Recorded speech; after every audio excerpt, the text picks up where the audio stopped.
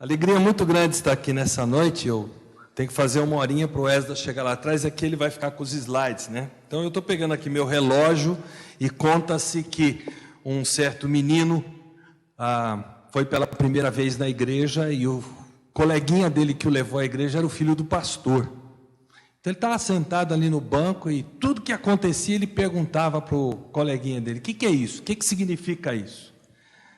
E aí falou do coral da igreja, do ofertório, etc. Até que chegou a hora do pai pregar. O pai dele, ele tira o relógio, põe aqui, aí o menino diz assim: o que significa isso que seu pai fez? Ele falou: absolutamente nada. Eu espero que o meu gesto de colocar o relógio aqui tenha um significado um pouquinho melhor do que aquele ali.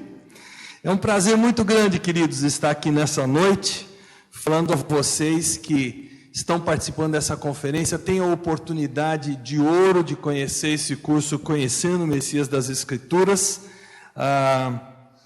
que é da Missão Brasileira Messiânica, que é muito querida para o meu coração. Para vocês terem uma ideia, papai foi um dos fundadores da Missão Brasileira Messiânica. Quando mesmo, Dirceu? 68. Eu era uma criança.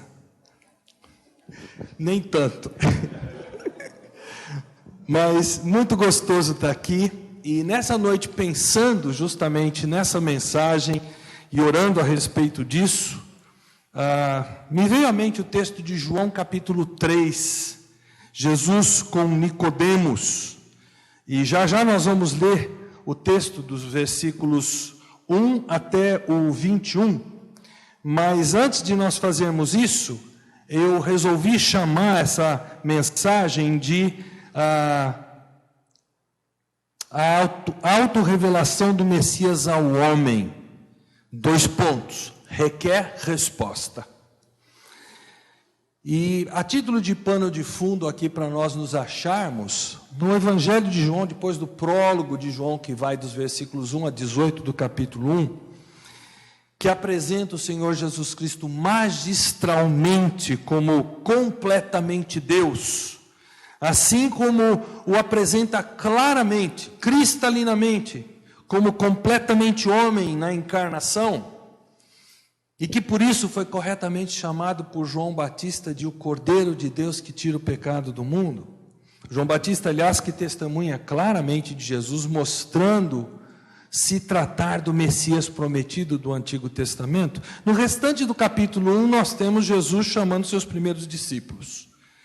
André, João, que é meio incógnita, porque ele não dá o nome dele, mas a gente sabe que é ele. Pedro, Filipe e Natanael.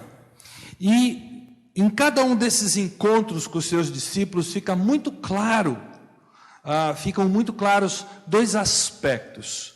Em primeiro lugar, fica clara a soberania de Deus, mas junto com a soberania de Deus fica clara a responsabilidade humana, as 2 coisas na salvação. Nós vemos isso claramente nesses encontros. Aí começa o capítulo 2 e nós vemos Jesus indo para umas bodas de casamento, onde ele realiza o seu primeiro milagre, transformando água em vinho, e é a primeira coisa pública que Jesus faz, o primeiro sinal público, dando mostras de ser Deus.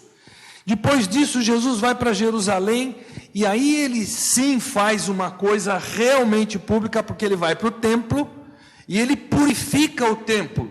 Pela primeira vez, há uma outra purificação do templo que João não retrata, mas os outros evangelhos sinóticos retratam mais ao final do ministério de Jesus. Mas nessa primeira purificação do templo, fica muito clara a reverência que Jesus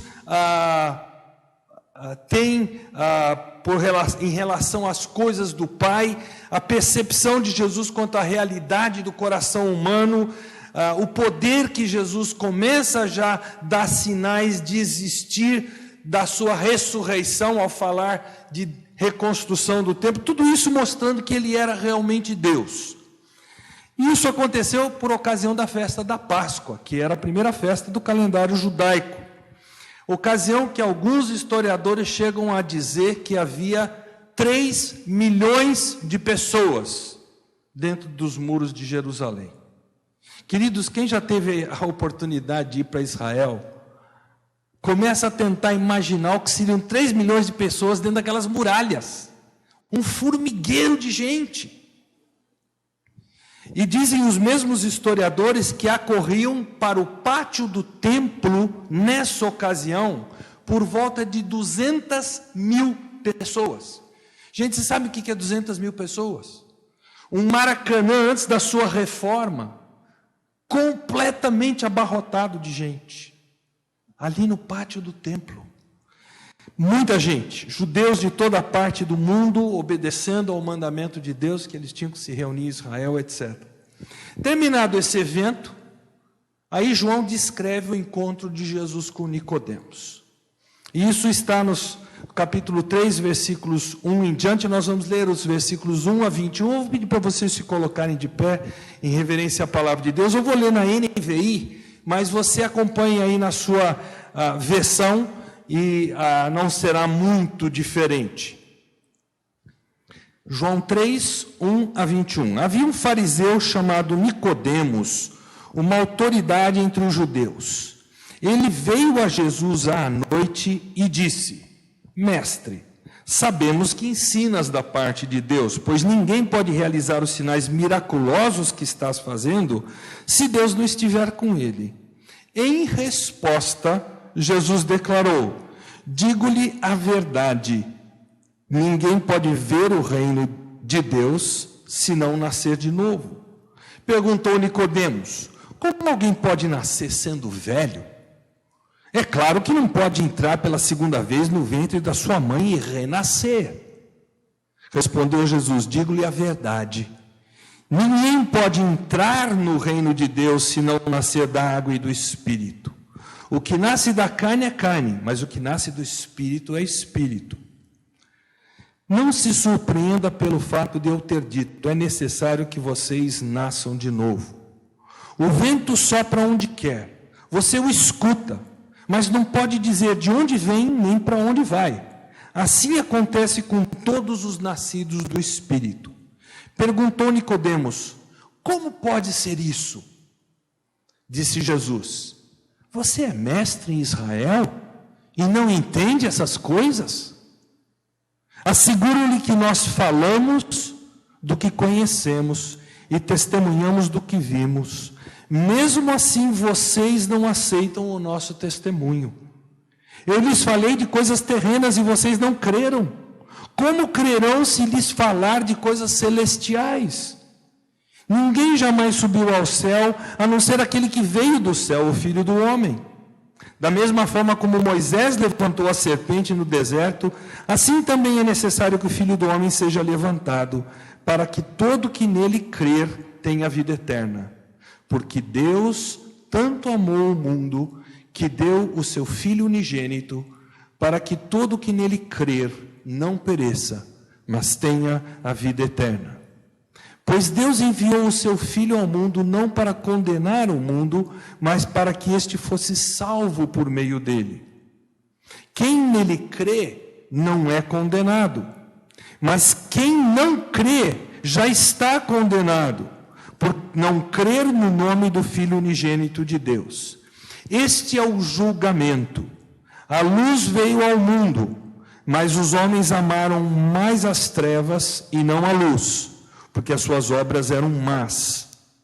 Quem pratica o mal odeia a luz e não se aproxima da luz, temendo que as suas obras sejam manifestas. Mas quem pratica a verdade vem para a luz, para que se veja claramente que as suas obras são realizadas por intermédio de Deus. Vamos orar. Pai querido, nós estamos com a Tua palavra aberta e nós cremos que o Teu Espírito, que é aquele professor residente no coração de todo aquele que um dia colocou a sua fé em Jesus, mas é também aquele que pode atuar no coração daquele que ainda não colocou a sua fé em Jesus. Nós pedimos que o Teu Espírito esteja falando, esteja traduzindo a Tua palavra nesta noite. E desde já nós damos toda a glória ao Senhor Jesus, em nome de quem nós oramos. Amém. Vocês podem se assentar. Para que nós tenhamos um pano de fundo desse encontro de Jesus com Nicodemos, nós precisamos voltar para Gênesis. Quando Deus terminou a sua criação, lá em Gênesis 1:27, ele disse o seguinte: viu Deus, diz assim o relato, viu Deus tudo quanto fizera, e eis que era muito bom. Mas a partir de Gênesis 3, nós vemos uma tremenda tensão se instalar. O ser humano, instigado, tentado pelo diabo, cede, se revolta contra Deus, querendo usurpar as prerrogativas que pertencem somente ao Criador. E dessa idolatria, de um homem que foi criado por Deus para ser adorador, mas que agora se recusava a adorar a Deus e se voltava para si mesmo como foco de adoração, dessa idolatria surgiram todos os males sociais, todos os relacionamentos caóticos que hoje nós conhecemos. Onde todos querem ser o centro do universo, só pode haver conflitos, explica D.A. Carson. E não temos como negar. Se nós encontramos, você e eu, uma foto do nosso primeiro ano primário de escola, diz para mim quem é a primeira pessoa que nós vamos procurar naquela foto. A mentalidade reinante no coração humano é, até mesmo Deus, se Ele existe, precisa me servir. E se Ele não estiver disposto a me servir, eu vou procurar outro Deus. É a idolatria claramente descrita lá em Romanos capítulo 1. Essa é a essência do coração humano após a queda de Gênesis 3. E a nossa vida vem de Deus. E se nós o vemos como inimigo, o que nos resta senão a morte? Mas em lugar de destruir os rebeldes instantaneamente, como seria direito de Deus fazer, o Deus revelado na Bíblia age com misericórdia para restaurar o maior número de rebeldes possível. Deus chama um homem, Abraão, e ele estabelece com Abraão uma aliança. E começando com ele a sua família, uma espécie de nova humanidade. Embora eles também fossem falhos, também fossem pecadores. Nessa aliança Deus antecipou como faria para salvar homens e mulheres de toda língua, tribo e nação ao redor do mundo. No devido tempo ele apresentou a esse povo uma série de princípios norteadores de vida, dentre eles um sistema de sacrifício pelos pecados.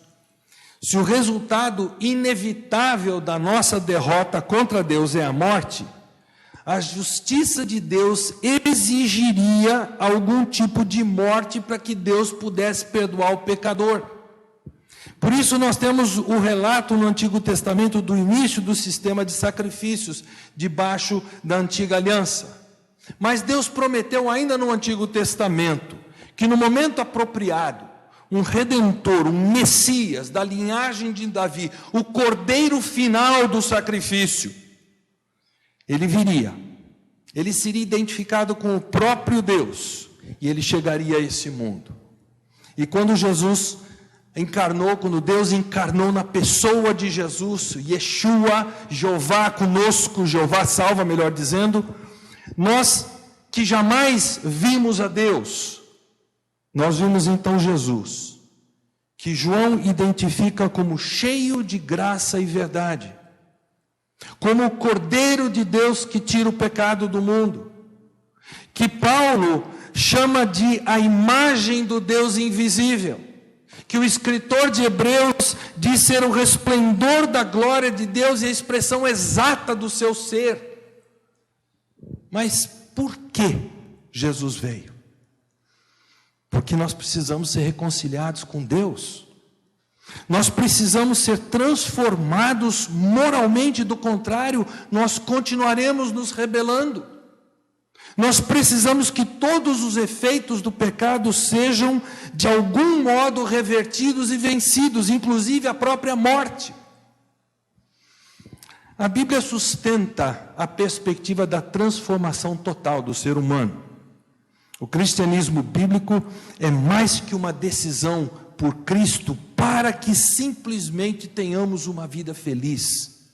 Nós precisamos ser reconciliados com Deus que é santo, que é presente. Nós precisamos ser, em certa medida, transformados agora mesmo, mas também durante o resto da nossa vida e, por fim, já a caminho da presença de Deus no céu, transformados completamente, sem qualquer sinal de egocentrismo, de morte, para que nós sejamos apresentados, como diz D.A. Carson novamente, em puro deleite, à glória e à centralidade de Deus.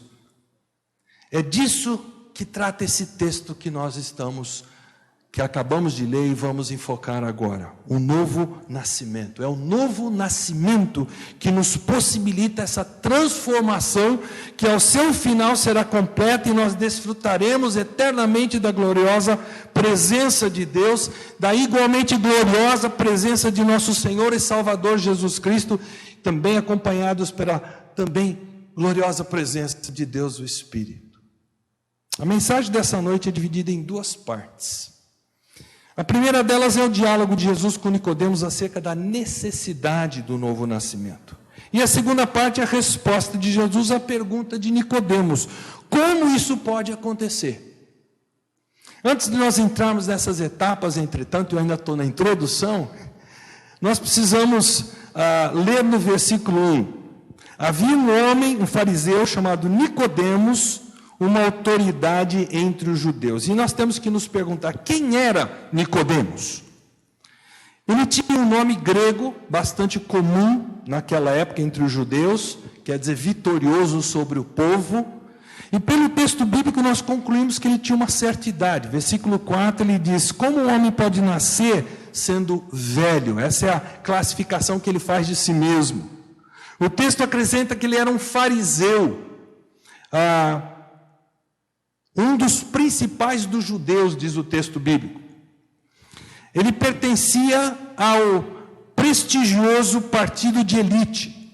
Esse nome fariseu deriva de um verbo no hebraico que significa separar. Eles eram separados, no sentido de serem zelosos para com a lei mosaica. Mas eles também eram zelosos para com as tradições orais que eles mesmos acrescentaram à lei. Tradições que Jesus censurou muito fortemente. O grupo surgiu no período intertestamentário, provavelmente como uma ramificação dos que se opunham à helenização da cultura judaica, sob o reinado do ímpio rei Antíoco Epifânio, aquele que profanou o templo, colocando uma imagem de Zeus lá e sacrificando animais imundos. Diferentemente dos seus rivais, os saduceus, que geralmente eram levitas, eram sacerdotes ricos, os fariseus vinham da classe média. E embora o grupo não fosse muito numeroso, diz o historiador judeu Flávio Joséfo, que nos dias de Jesus eram 6.000 fariseus, eles eram bastante influentes entre o povo, porque parte deles exibia uma boa preocupação com piedade verdadeira, com o aprendizado da lei, porque eles eram observadores da pureza levítica, eles eram por dar o dízimo e coisas assim. E apesar dessa proximidade com o povo, alguns deles revelavam um profundo desprezo pelo próprio povo, como João 7,49 contém uma frase muito interessante, dita por um deles: essa ralé que nada entende da lei é maldita. Eles se achavam. E apesar de alguns deles serem membros influentes no Sinédrio, digamos assim, o Supremo Tribunal Federal dos judeus, a influência deles era muito maior nas sinagogas, entre o povo, do que no Sinédrio, porque no Sinédrio quem predominava eram os saduceus, assim como os saduceus predominavam também no templo. Eles eram da máfia do templo, o sumo sacerdote era um saduceu. E eles controlavam aquele comércio ímpio de animais para quem ia fazer sacrifício. Mas foi por causa dos fariseus que as sinagogas se tornaram tão importantes ao redor do mundo, e o são até hoje. Eles criam na lei escrita e oral. Por isso, embora eles professassem uma crença implícita nos escritos de Moisés, no Torá, Os fariseus defendiam que a lei era complementada pelos profetas, ou pelos escritos dos profetas, e pela tradição oral.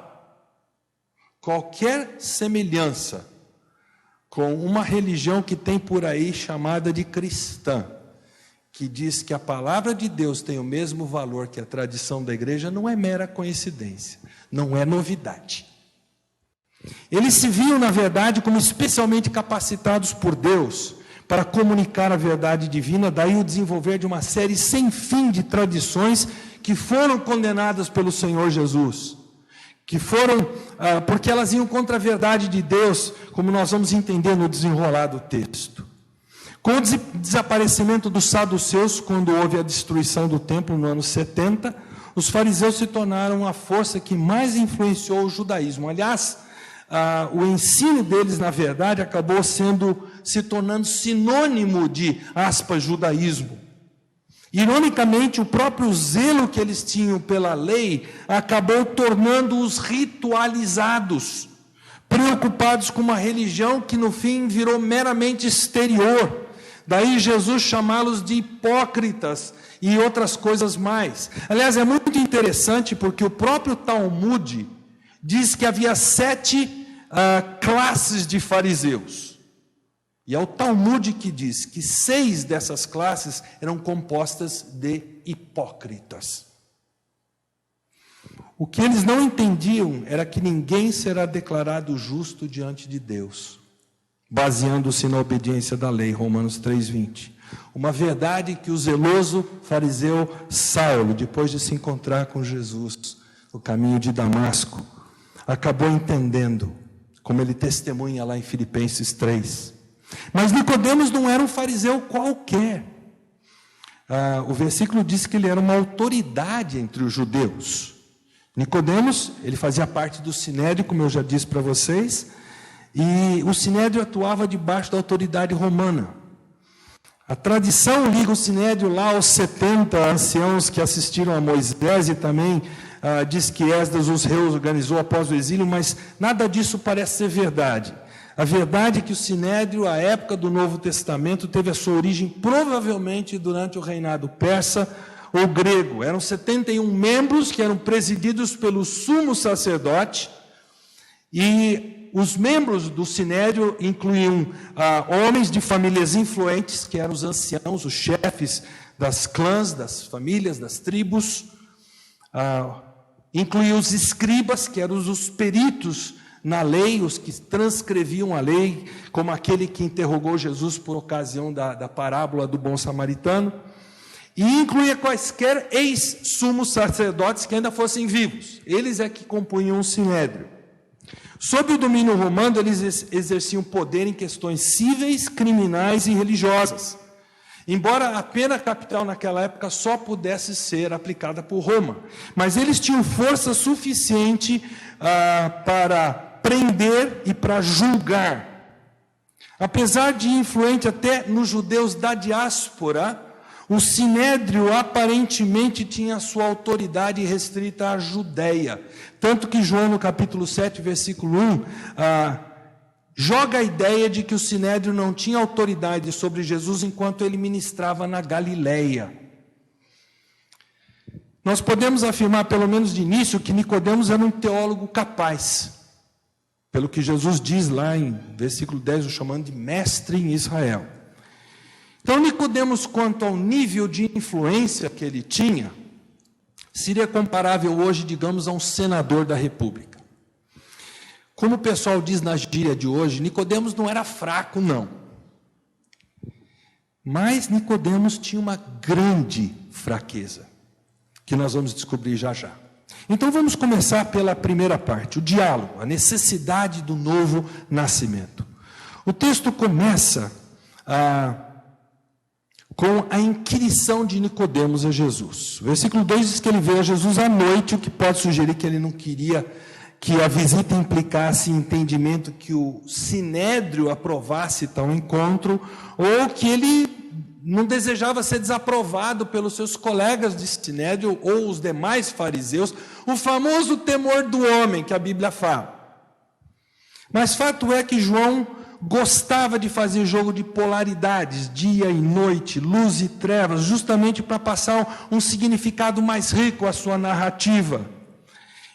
Por exemplo, por ocasião da traição de Jesus, quando Judas deixa o ambiente da celebração da Páscoa, João 13,30 diz assim: assim comeu o pão Judas e saiu, e era noite. De fato era noite, mas parece que João ali está tentando mostrar que ele saiu para trevas horríveis e para perdição sem luz e sem qualquer esperança. João tem esse tipo de forma de escrever. Então João parece que aqui está dizendo que Nicodemos chegou a Jesus confuso, inquieto, talvez querendo descobrir algum segredo que ele desconhecesse. A Bíblia de Estudo, MacArthur, diz que a noite aqui descrita representa de algum modo as trevas espirituais do coração de Nicodemos. E no início do capítulo parece que existe algo que corrobora isso.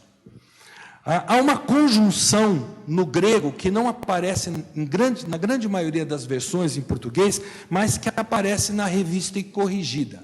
Se você tem a Bíblia aí, se você olhar, se você tem a Revista e Corrigida, você vai ver que o texto diz assim: e havia entre os fariseus um homem chamado Nicodemos. Esse ezinho aí faz toda a diferença do mundo. Ele é uma conjunção aditiva, ele estabelece a ligação de duas orações. O que vem antes e o que vem depois. O que vem antes? Versículos 24 e 25 do capítulo 2, que dizem: mas Jesus não se confiava a eles, àqueles que tinham corrido atrás dele, que vinham como que adorá-lo, pois ele conhecia todos. Não precisava que ninguém lhe desse testemunho a respeito do homem, pois ele bem sabia o que havia no homem. Jesus conhecia o coração daqueles que tinham uma fé espúria, uma fé que não salva, porque eles estavam interessados apenas no que pudessem obter de Jesus, e não numa vida transformada. E o que vem depois desse e?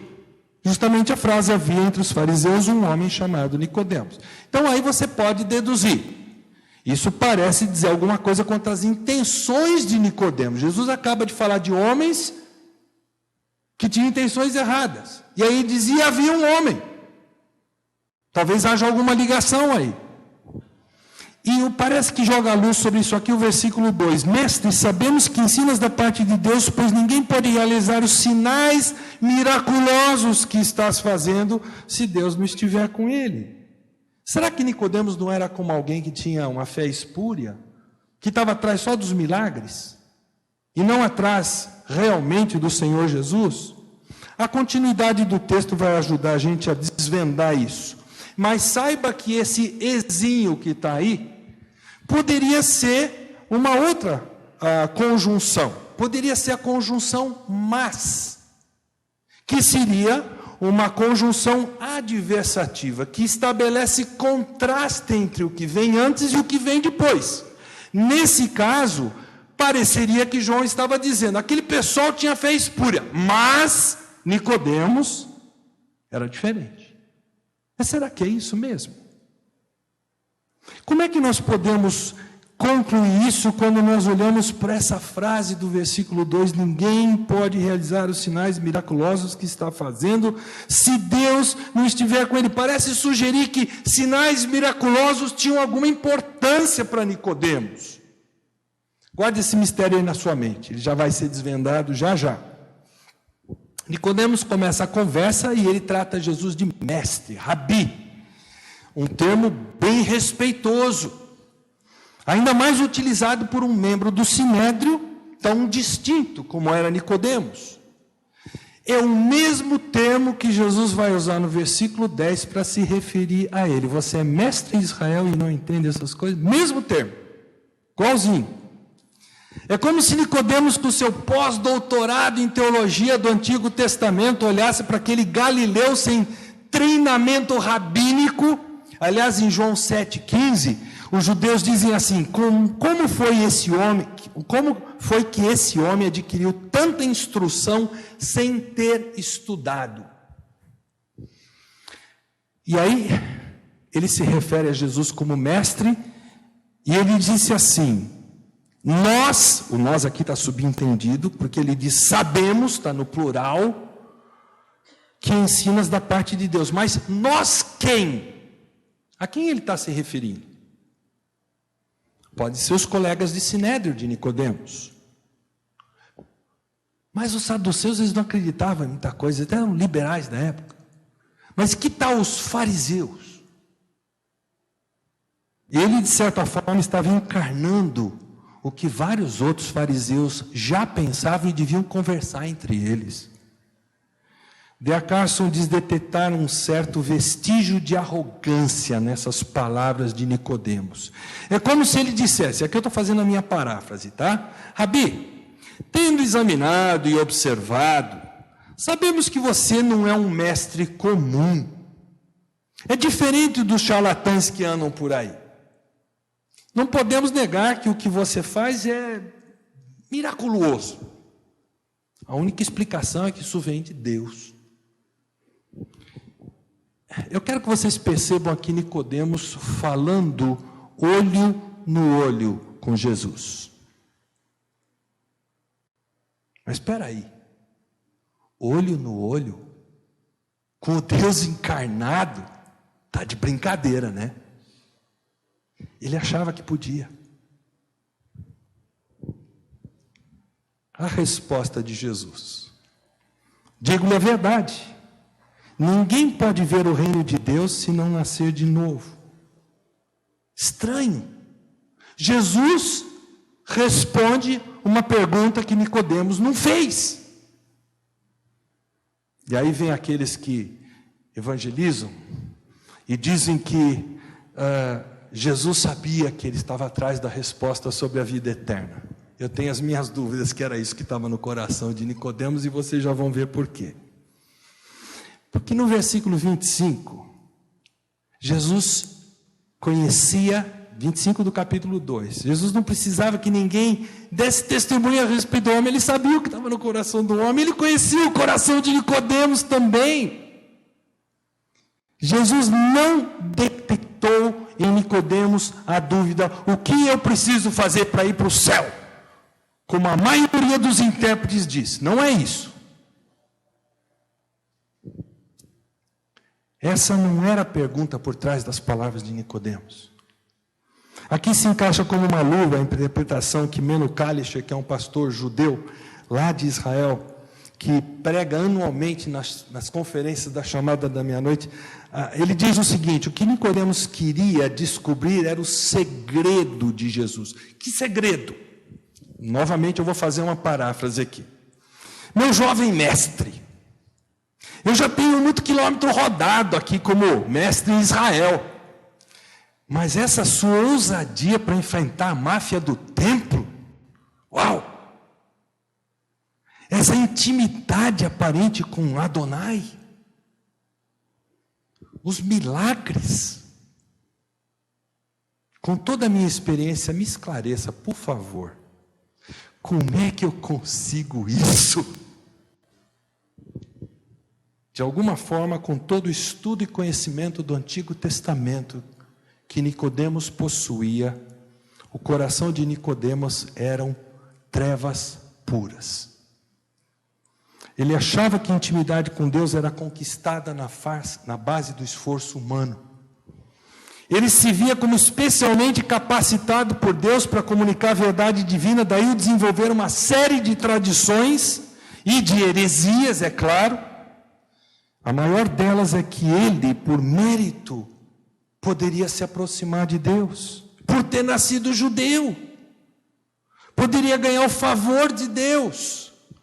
Para isso bastava um pouquinho de esforço. Ele queria que Jesus desse uma ajudazinha para mostrar como é que era. E aí Jesus desfere aquele cruzado de direito de Mike Tyson. Para aqueles de vocês que têm a minha idade, lembram do Mike Tyson quando ele começou a lutar, aos 30 segundos do primeiro assalto, que nocauteava todo mundo. Jesus faz isso com Nicodemos. Porque Jesus não estava interessado em diplomacia. Jesus não estava interessado em ser politicamente correto. Jesus só se interessava na verdade e na redenção. Versículo 3: digo-lhe a verdade. Preste bem atenção, Nicodemos, que o que eu vou dizer para você é totalmente digno de confiança. Talvez você não tenha entendido ainda. Ninguém pode ver o reino de Deus se não nascer de novo. Toda a vida, Nicodemos havia diligentemente procurado cumprir a lei. Isso está escrito lá em Marcos 10, 20. Os rituais do judaísmo, como nós vemos Paulo dizer lá em Gálatas, que ele zelosamente praticou enquanto fariseu. Ele se afiliou a esse partido ultra-religioso de fariseus e conseguiu chegar a ser membro do Sinédrio. Agora Jesus está dizendo para ele que ele tem que jogar tudo isso no lixo e começar de novo, do zero. Abandonar todo o sistema de justiça na base de mérito pessoal que ele sempre depositou tanta confiança e esperança. Reconhecer que o mérito humano é impotente para salvar. Aí nós vemos o discernimento de Jesus presente. Versículo 4, Nicodemos pergunta: como alguém pode nascer sendo velho? É claro que não pode entrar pela segunda vez no ventre da sua mãe e renascer.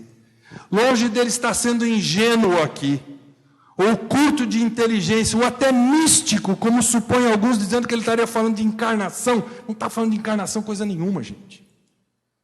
Nicodemos está respondendo a Jesus com sarcasmo. Nova paráfrase que eu faço aqui. Um momentinho. Ele devia ser gaúcho. Gaúcho é que fala assim, um momentinho. Do que é que você está falando, meu jovem? Um novo começo? O tempo não volta para trás não, meu jovem. Além do mais, reino de Deus, eu sou filho de Abraão. Eu já tenho uma boa dianteira.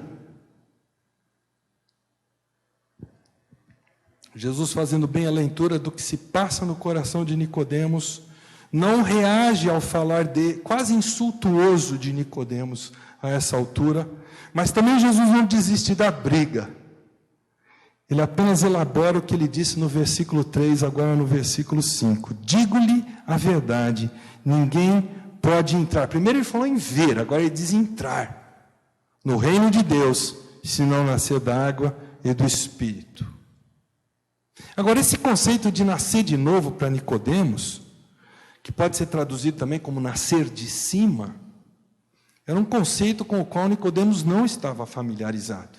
Essa foi uma expressão cunhada por Jesus. Entretanto, o conceito de que a salvação vinha de Deus está por todo o Antigo Testamento. Mas Nicodemos parece que jamais havia entendido isso. Agora ele estava captando o que Jesus queria dizer, ou não de repente. E se ele estivesse tendo um vislumbre do que Jesus estava querendo dizer, parece que ele não estava nem cogitando em aceitar. Então Jesus esclarece usando a expressão nascer da água e do Espírito. E em lugar de ficar elocubrando aqui o que é nascer da água e do Espírito, basta dizer que água e Espírito referem-se simbolicamente em vários textos do Antigo Testamento à purificação e a uma renovação espiritual. Isso é o suficiente. Talvez o mais claro de todos os textos que falem nisso é Ezequiel 36, aquele texto glorioso que descreve o restaurar de Israel para o Senhor, que ainda é futuro. Quem sabe Jesus estivesse usando aquela expressão pensando nesse texto. O texto lá de Ezequiel diz assim: pois eu os tirarei das nações e os ajuntarei no meio de todas as terras e os trarei de volta para a sua própria terra. Olha a água aqui, ó. Aspargirei água pura sobre vocês e vocês ficarão puros. Eu os purificarei de todas as suas impurezas e de todos os seus ídolos. Darei a vocês um coração novo, porém um espírito novo em vocês. Olha o Espírito aqui. Tirarei de vocês o coração de pedra e lhes darei um coração de carne. Porém, o meu Espírito em vocês. E os levarei a agirem segundo os meus decretos e a obedecerem fielmente às minhas leis. Jesus estava falando desse nascimento. Porque nascer da água ou nascer do Espírito é um paralelo com o nascer de novo. Ou nascer de cima. sem o lavar espiritual da alma, um purificar realizado apenas e tão somente pelo Espírito Santo, conforme Tito 3,5, através da palavra de Deus, conforme Efésios 5,26, ninguém pode entrar no reino dos céus. E antes que Nicodemos pudesse dizer mais alguma coisa, Jesus enfatiza ainda mais esse purificar espiritual como sendo algo exclusivamente obra de Deus. Jamais resultado do esforço humano. Veja o versículo 6. O que nasce da carne é carne, mas o que nasce do Espírito é Espírito. Ou seja, assim como somente a natureza humana pode gerar natureza humana, somente o Espírito de Deus é capaz de realizar transformação espiritual. Gerar algo que é do Espírito. Por isso, somente o Espírito pode gerar um novo nascimento espiritual, necessário para a gente entrar no reino de Deus. Regeneração é obra inteiramente de Deus, sem qualquer auxílio de esforço humano. Apesar de Jesus proferir as palavras alicerçadas no Antigo Testamento, todas essas palavras que Jesus tinha dito até agora iam na contramão de tudo que Nicodemos havia assimilado do Antigo Testamento. Havia crido a sua vida inteira. A vida toda ele havia crido que a salvação era fruto de esforço que ele fizesse. Era mérito exterior. Para Nicodemos era tremendamente difícil e ilógico crer em algo contrário a isso. Não era conveniente. Ciente dessa perplexidade que tomava conta de Nicodemos, Jesus acrescenta no versículo 7, não se surpreenda pelo fato de eu ter dito, é necessário que vocês nasçam de novo. Eu quero que vocês reparem aqui que ele estava falando com Nicodemos até agora na primeira pessoa do singular, agora ele passa para o plural, vocês.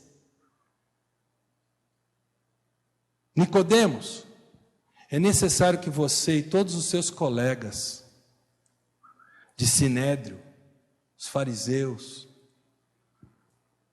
todos vocês que creem e estão ensinando essa mentira do esforço humano como possível de adquirir salvação, vocês precisam entender isso que eu estou dizendo para você, Nicodemos. E o português não expressa aqui a força do grego, ele diz, vocês precisam nascer de novo. John MacArthur diz que, ao convocar aquele judeu tremendamente religioso a nascer de novo, Jesus estava desafiando Nicodemos a admitir a sua falência espiritual e abandonar em tudo que ele cria para ser salvo. Um outro comentarista muito conhecido, R.C. Sproul, acrescenta que Jesus estava dizendo, a menos que você nasça do Espírito do Deus vivo, Nicodemos, qualquer coisa que você fizer no esforço da sua carne, nenhum valor terá quanto entrar no reino de Deus. E para garantir que o conceito estava bem claro, Jesus provavelmente se valeu de uma brisa que devia estar batendo ali naquele momento, mexendo com alguma árvore ou levantando a poeira de perto de onde eles se encontravam. E ele acrescenta no versículo 8, o vento sopra onde quer. Você o escuta, mas você não pode dizer de onde vem nem para onde vai. Assim acontece com todos os nascidos do Espírito. Fica mais rico o exemplo de Jesus se nós soubermos que no grego a palavra vento e a palavra espírito é a mesma, pneuma. Jesus faz um trocadilho de efeito muito forte para aquele momento, para Nicodemos ser chacoalhado. O operar soberano do Espírito quanto à regeneração no coração e do coração humano não pode ser nem controlado, nem previsto. É o que a ilustração passa para nós. Ainda assim, seus efeitos podem ser vistos nas vidas transformadas daqueles que são nascidos de novo. Nicodemos, você não pode ver o reino. Você não pode ver o poder real de Deus, muito menos entrar no reino, Nicodemos, se você não nascer de novo. Jesus foi muito claro com Nicodemos. No século XVIII, um pregador chamado George Whitefield, pregador inglês, que foi usado por Deus em 12 das 13 colônias norte-americanas, dentro do que se tornou conhecido como o primeiro grande avivamento. Whitefield fez 13 travessias do Atlântico, e naquela época as travessias levavam cerca de 3 meses cada uma. Ele pregava para grandes multidões, ele era possuidor de uma voz tremenda. E dizem que ele pregou mais de 3.000 vezes sobre essa expressão: vocês têm que nascer de novo.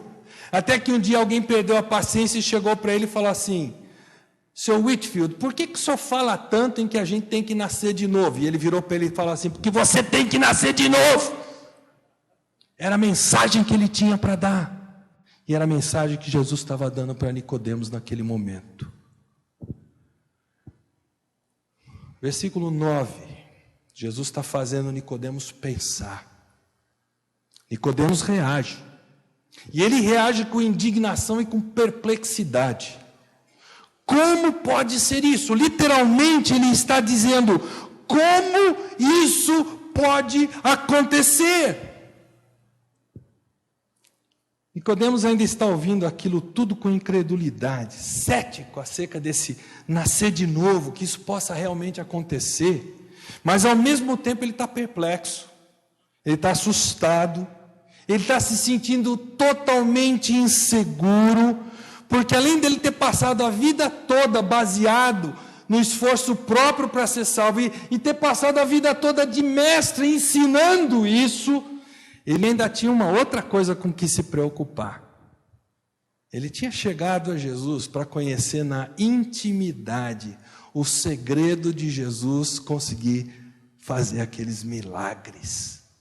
Jesus havia desnudado Nicodemos de alto a baixo, e isso o deixava muito inseguro. Ele se sente totalmente desconcertado, porque ele acaba de ouvir de Jesus que toda aquela vida de esforço não vale de nada, absolutamente nada.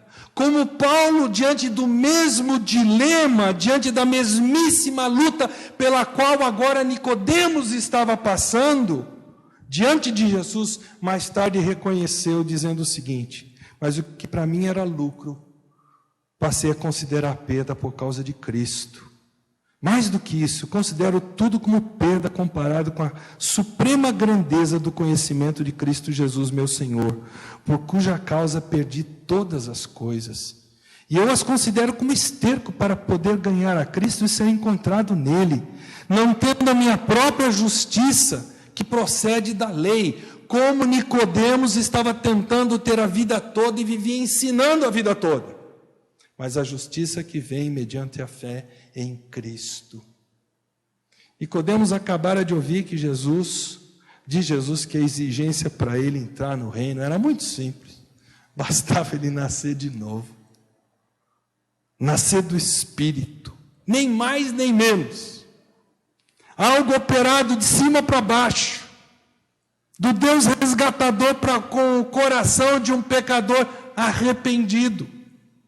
E nisso tudo, Nicodemos não podia fazer absolutamente nada senão crer.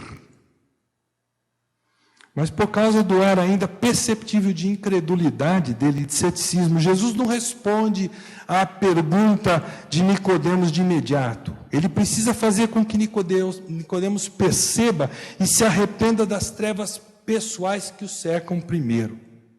Jesus precisava ainda ter a atenção irrestrita de Nicodemos, fazendo com que ele enxergasse a sua arrogância, a sua petulância, toda aquela prepotência típica de quem se vê como mestre da lei, mas que possui um pós-doutorado em sou mais eu,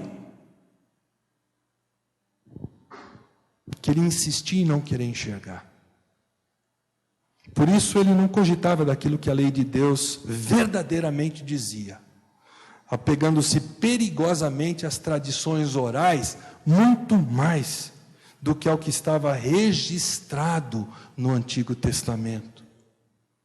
Antes de responder ao como isso pode acontecer, de Nicodemos, Jesus retruca com uma pergunta igualmente forte, contundente, e eu diria áspera até, quase com o mesmo grau de ironia presente no sarcasmo com que Nicodemos inicialmente havia tratado o nascer de novo. Quando ele diz no versículo 10, você é mestre em Israel e não entende essas coisas? Que tipo de instrutor do povo é você, Nicodemos? Que ainda não entendeu a verdade de Deus quanto a passar a eternidade com Deus? Nem aplicou a sua própria vida, muito menos a vida dos seus alunos. Nicodemos precisava se arrepender daquela vida de pecado, carregada de autojustiça, carregada de preconceito racial e social, para que ele tivesse ouvidos para a resposta que Jesus haveria de começar a dar ao seu como isso pode acontecer. E com essa pergunta Jesus conseguiu que Nicodemos fosse todo ouvidos. Mas antes de nós entrarmos nessa segunda parte da mensagem, que é bem mais abreviada que a primeira, cabe uma aplicação na forma de pergunta. Eu sei que eu estou falando para um auditório, provavelmente na sua grande maioria, composto de pessoas crentes no Senhor Jesus Cristo. Mas ainda assim, eu me sinto compelido a fazer essa pergunta. Você já se compenetrou de que seus esforços são insuficientes para você se relacionar com Deus? Porque Deus já promoveu o como para você se relacionar com Ele, que se chama nascer de novo, nascer do Espírito. Por favor, atente para o que João disse no capítulo 1, versículos 12 e 13, que aparece agora na tela. Aos que receberam a Jesus, que creram em seu nome, deu-lhes o direito de se tornarem filhos de Deus, os quais não nasceram de descendência natural, nem pela vontade da carne, nem pela vontade de algum homem, mas nasceram de Deus. Muito bem. Jesus estabeleceu com clareza a necessidade do novo nascimento para Nicodemos. Mas apesar do ensino de Jesus sobre o novo nascimento estar firmemente arraigado no Antigo Testamento, Nicodemos continuava incrédulo e perplexo, é o que nos parece. Ele resistia à ideia de que seus esforços religiosos eram ineficazes e precisavam ser completamente postos de lado, se ele quisesse entrar no reino de Deus. E embora nós tenhamos fortes indícios que Nicodemos realmente se converteu por outros textos nos evangelhos, inclusive em João, parece-nos, eu não posso afirmar, mas parece-nos que dessa conversa Nicodemos ainda saiu incrédulo. Porque as respostas que ele apresentou a Jesus até aqui foram respostas de quem rejeita o evangelho. A incredulidade impenitente é, em última análise, o pecado que condena todos os pecadores que já estão perdidos. Ele dá o golpe de misericórdia, vamos dizer assim. E a única saída é que confessem a Jesus, venham a se arrepender genuinamente dos seus pecados, inclusive da tentativa humana de tentar alcançar a salvação. Então nós chegamos à resposta de Jesus ao como isso pode acontecer, de Nicodemos. Primeiro nós temos o problema da incredulidade. Depois da pergunta como isso pode acontecer, no versículo 9, Nicodemos não diz mais nada, ele fica quietinho. E o diálogo vira um monólogo de Jesus, a partir da pergunta do versículo 10. E esse discurso de Jesus aparentemente se estende apenas até o versículo 15. E do versículo 16 ao 21, é o que alguns comentaristas chamam de reflexões explanatórias de João, o evangelista. É bem provável, parece ser isso mesmo.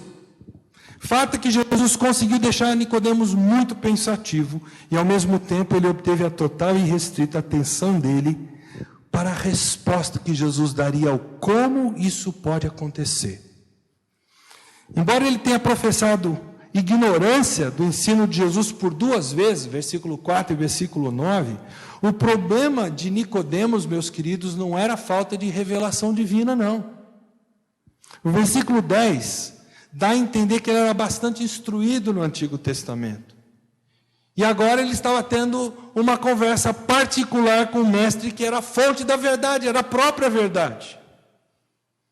Então, tendo vindo a Jesus com um desejo um tanto impuro, o de descobrir o segredo de Jesus quanto a essa intimidade com Deus a ponto de conseguir fazer milagres, e tendo sido surpreendido com a verdade de que o esforço humano não conduz ao reino de Deus, agora Jesus mostra no versículo 11 que Nicodemos não aceita a verdade, da qual Jesus testemunha, porque ele se recusou a crer nela, versículo 12.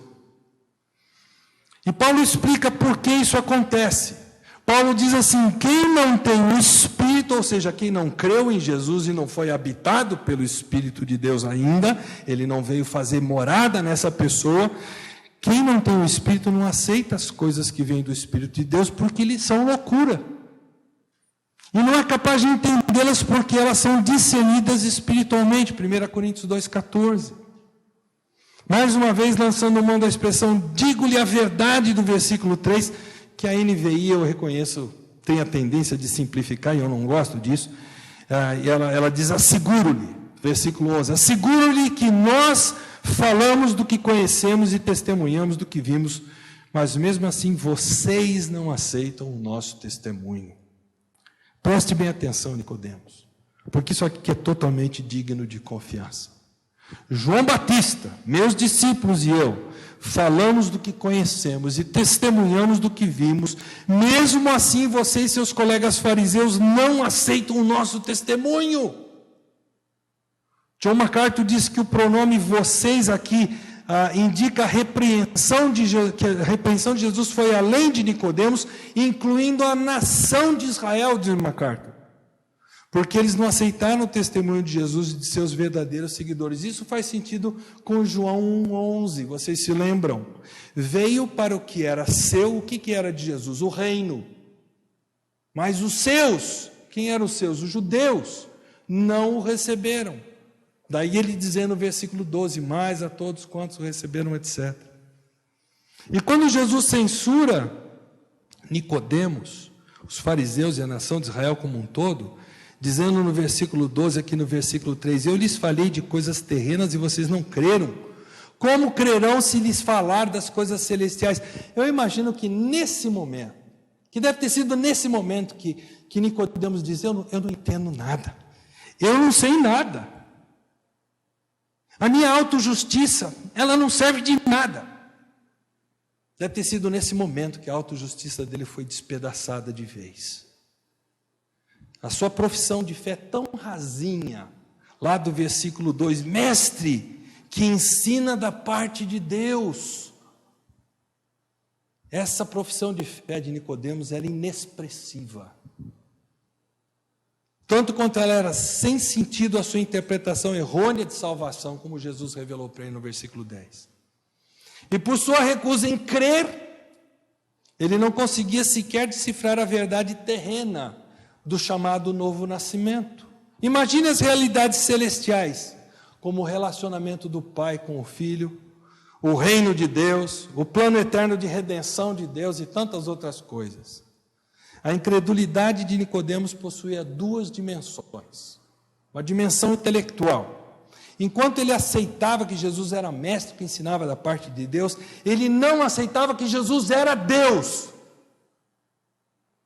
E a dimensão espiritual. Nicodemos relutava muito em se reconhecer um pecador impotente, sem recursos, já que isso era inadmissível para um orgulhoso fariseu que confiava na sua própria retidão, que se via como parte da nata de Israel, que por fazer parte do sinédrio, ele se achava. Talvez uma das prováveis interpretações da frase, quem sabe até irônica de Jesus do versículo 10. Você é mestre em Israel. Humilhar-se a ponto de admitir que ele se encontrava em trevas espirituais e que precisava se achegar à luz da verdadeira salvação e justiça significaria ter que confessar a sua pecaminosidade, a sua falta de justiça.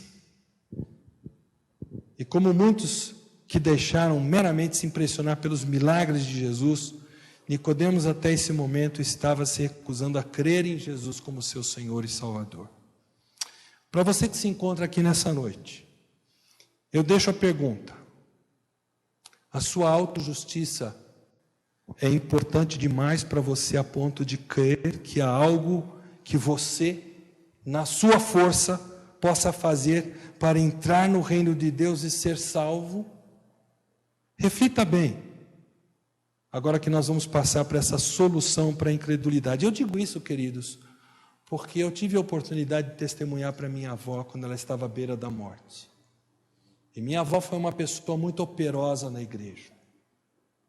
E Deus me deu o discernimento para perceber que ela estava inquieta diante da morte, porque ela estava confiando nos esforços que ela havia feito.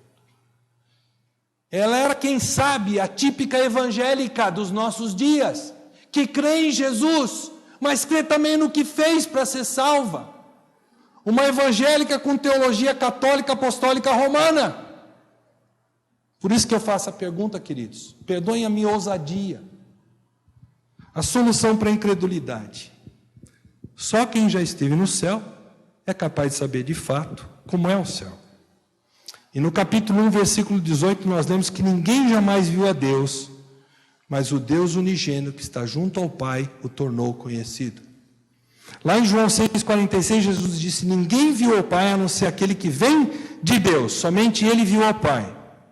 Jesus é o único que pode falar do céu porque ele veio do céu. Ele é o Filho do homem, o Messias. Eu sei que mais tarde você vai dizer: mas Paulo disse que ele esteve no céu, que ele viu coisas maravilhosas. Tem uma resposta para isso, mas não dá tempo para a gente entrar nisso agora, queridos. Se nós formos consultar as referências paralelas que falam desse fato de Jesus vir do céu e de ele conhecer o Pai, só em João são 7, sem contar os outros evangelhos. Agora procure imaginar o que está se passando na mente de Nicodemos. Nicodemos, eu, Deus encarnado, estou falando com você olho no olho. Preste atenção, Nicodemos, você não vai ter uma outra oportunidade que nem essa. Jesus continua e recorre a uma ilustração para esclarecer o que está falando, enfatizando que não existe desculpa para Nicodemos, sendo um profundo conhecedor das Escrituras, ser ignorante quanto ao caminho da salvação. E é uma ilustração que é um tipo da morte de Jesus. Você se lembra daquele episódio, quando os israelitas passaram 40 anos no deserto e viviam a reclamar, e Deus mandou serpentes que os picavam e eles morriam. Aí eles correram para Moisés: Moisés, faça alguma coisa, fale com Deus. E Moisés ora a Deus, que em pura graça e misericórdia manda a Moisés fazer uma réplica daquelas serpentes em bronze e colocá-la no mastro do acampamento. Então, o israelita que fosse mordido por aquelas serpentes, uma daquelas serpentes, ele olhasse para o mastro, portanto, reconhecendo a sua culpa e expressando a sua fé no poder curador de Deus, ele seria curado. E o X da ilustração de Jesus foi que, versículo 14, da mesma forma como Moisés levantou a serpente no deserto, assim também é necessário que o Filho do Homem seja levantado, literalmente seja crucificado, para que todo que nele crer tenha vida eterna. Essa expressão aqui, é necessário, enfatiza para nós que a morte de Jesus fazia parte essencial do plano de Deus para a nossa salvação. Não foi um acidente. Jesus precisou morrer como substituto dos pecadores, porque o salário do pecado é a morte, porque sem derramamento de sangue não há remissão de pecados. Portanto, Deus, que é rico em misericórdia, pelo grande amor com que nos amou, Ele enviou o seu Filho unigênito ao mundo para que pudéssemos viver por meio dele. Nisto consiste o amor, não em que nós tenhamos amado a Deus, mas em que Ele nos amou e enviou o seu Filho como propiciação pelos nossos pecados. Assim como os israelitas foram curados quando, por obediência, eles olharam para a serpente, sem qualquer mérito da parte deles, apenas creram. Assim também todo que nele crer, no Jesus levantado, naquela cruz do Calvário, pela fé, essa pessoa tem vida eterna. Aqui no versículo 15, como nós já dissemos, provavelmente se encerra o discurso de Jesus. E começa a tal da reflexão explanatória de João, que nós queremos ver bem rapidamente. Porque Deus amou o mundo de tal maneira que deu seu Filho unigênito, para que todo que nele crê não pereça, mas tenha vida eterna. Levando em conta que a humanidade é totalmente pecaminosa, irremediavelmente perdida, é incapaz de se salvar pelo esforço humano, o que atraiu Deus a nós? O que fez Deus nos amar? A resposta é pura e simples: nada. Deus nos amou porque soberanamente determinou que assim fosse. O plano de salvação fluiu da bondade e do amor de Deus pelos homens, diz Tito 3:4. Escrevendo aos crentes em Roma, Paulo diz que Deus demonstra o seu amor por nós em que Cristo morreu por nós quando éramos pecadores. O amor de Deus é tão grande, tão maravilhoso, tão incompreensível, que João, descartando todos os possíveis adjetivos, ele só pôde dizer que por possuir esse amor, Deus deu o seu Filho unigênito. E o versículo diz que Deus amou o mundo. E a palavra mundo refere-se à humanidade em geral. Mas o versículo não está ensinando a salvação de todos os seres humanos, como pode dar inadvertidamente a entender o versículo 17, que diz: pois Deus enviou seu Filho ao mundo não para condenar o mundo, mas para que este fosse salvo por meio dele. Os adeptos dessa corrente que Deus no fim vai salvar todo mundo chamam-se universalistas.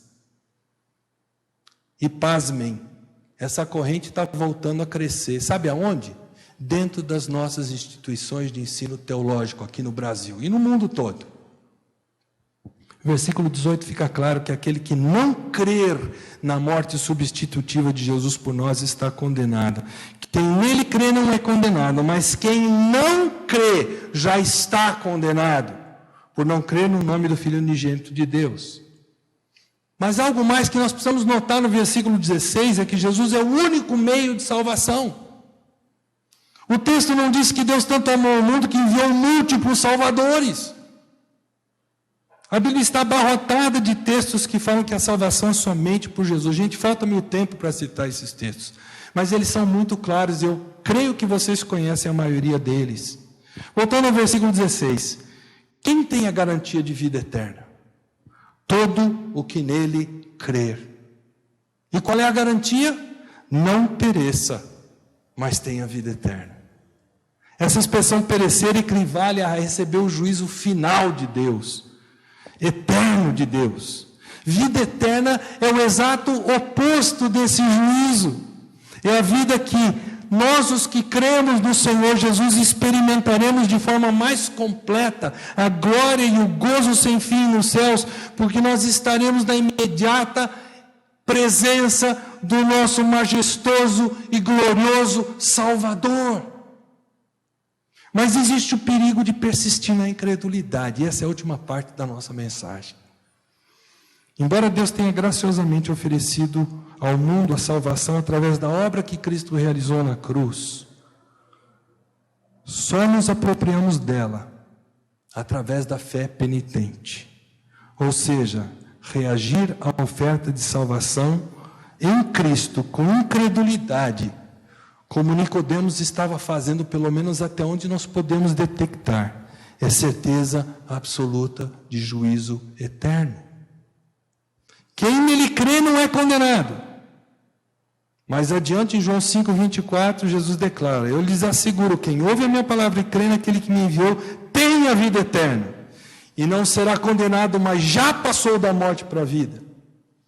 Escrevendo aos crentes em Roma, Paulo escreve triunfalmente: portanto, agora já não há condenação para os que estão em Cristo Jesus. Quem fará alguma acusação contra os escolhidos de Deus? É Deus quem os justifica. Quem os condenará? Foi Cristo Jesus que morreu, e mais, que ressuscitou e está à direita de Deus e também intercede por nós. Queridos, que certeza bendita que nós temos na pessoa e na obra do Senhor Jesus Cristo. Mas o versículo 18 continua, olhe na sua Bíblia, mas quem não crê já está condenado, por não crer no nome do Filho unigênito de Deus. Enquanto o sentenciar final dos que rejeitam a Cristo ainda é futuro, João 5, 28 e 29, o julgamento desses será uma mera formalidade daquilo que já começou aqui, nesse mundo, nessa vida. Os perdidos estão condenados por não crer no nome do Filho unigênito de Deus. Fé que salva é fé que é mais do que mero assentimento intelectual aos fatos do Evangelho e inclui uma confiança no e uma submissão ao Senhor Jesus Cristo, confiança e submissão que negam a própria possibilidade de se fazer algo para se chegar a Deus. Somente essa fé genuína gera um novo nascimento. E o resultante, coração transformado, que se compraz numa vida de obediência a Deus. Mas para que fique claro, não é fé na fé, como muita gente pensa. É fé no nome do Filho do unigênito de Deus. Ele é o caminho, a verdade e a vida. Ninguém vai ao Pai a não ser por Ele. Porque não há salvação em nenhum outro, porque debaixo do céu não há nenhum outro nome dado entre os homens pelo qual devamos ser salvos. Porque há só um mediador entre Deus e os homens, o homem Jesus Cristo. A reflexão explanatória de João continua os versículos 19 e 20, quando ele diz: este é o julgamento. A luz veio ao mundo, mas os homens amaram mais as trevas do que a luz, e não a luz, porque as suas obras eram más. Quem pratica o mal odeia a luz e não se aproxima da luz, temendo que as suas obras sejam manifestas. O mesmo contraste entre luz e trevas usado por João no prólogo é por ele evocado aqui, para descrever o julgamento ou a condenação, como prefere Sproul. Acompanhe aí na sua Bíblia. A luz, ou seja, Cristo, ele veio ao mundo e ao fazer isso ele iluminou todos os homens. Mas as pessoas se recusaram a se aproximar da luz porque elas amaram as trevas e não a luz, porque as suas obras eram más. Nunca é demais repetir: os incrédulos, os que se recusam a crer, eles não estão agindo em ignorância, meus queridos. Eles estão agindo em rebeldia. Eles rejeitam obstinadamente a verdade de Deus.